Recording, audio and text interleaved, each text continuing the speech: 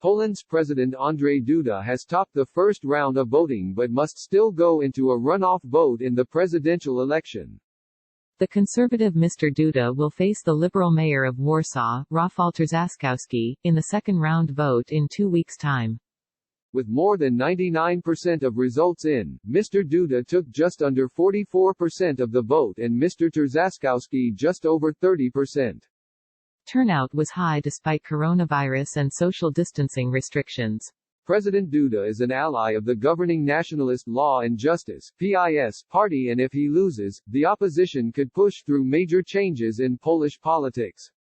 The president has the power to veto legislation, so Mr. Duda's re-election would be of benefit to PiS, of which he used to be a member.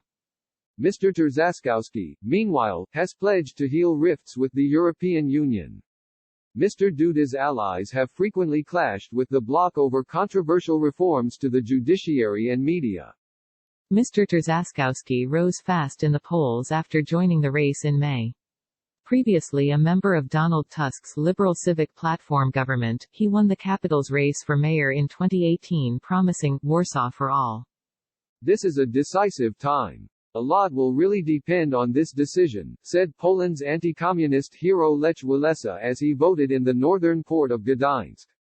Last week, Mr. Duda traveled to Washington and received a ringing endorsement from President Donald Trump.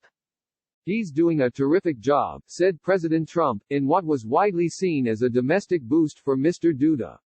The people of Poland think the world of him.